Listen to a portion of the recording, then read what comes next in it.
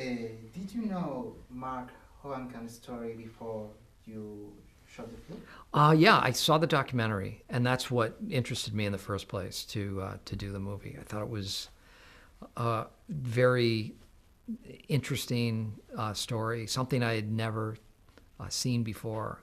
The fact that here's a guy who was horribly attacked, and out of something so brutal and terrible came such beauty. You know, he was able to, through art, turn something really awful into something quite lovely. Did you talk with Mark Hogan for making film? I talked to Mark. I met with him. Bob and I both went and met with Mark, and we spent just a day visiting with him. And I got to know him a little bit, and we talk from time to time on the phone and email one another. So he's, you know, I consider him a friend now. He's somebody that I really respect and have a fondness for. The main role was cross-dresser. For that reason, he was beaten hardly by a man gang. Mm-hmm. A hate crime, of course. Do you think the film can make aware about consequences for these acts? You know, I think that's definitely a component of the film, and he was attacked, and it was a hate crime. But I think what I derive more from his story is that in the face of that, instead of becoming bitter and angry and closed off, he turned that awful experience into something positive and joyful and expressive and artistic. And yeah, I mean, it was a brutal beating that robbed him of so much of who he was. But I think the story is a real testament to the human spirit.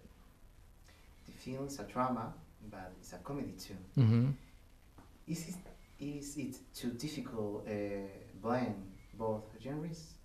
I think it's sort of I don't think it really falls into any genre, and that's part of what I liked about it. You can't really classify it as a comedy or a drama or a fantasy or an action movie.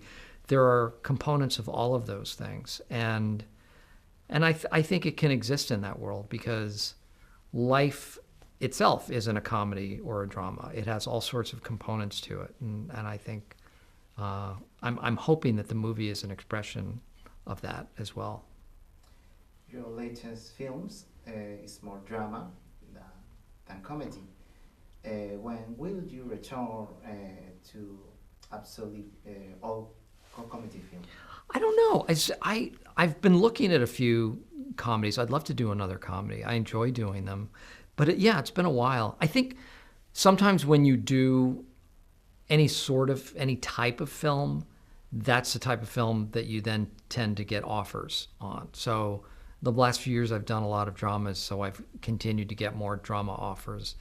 And those are most of the scripts that I'm reading at this point. But yeah, if I found something that I liked, I would definitely do another comedy.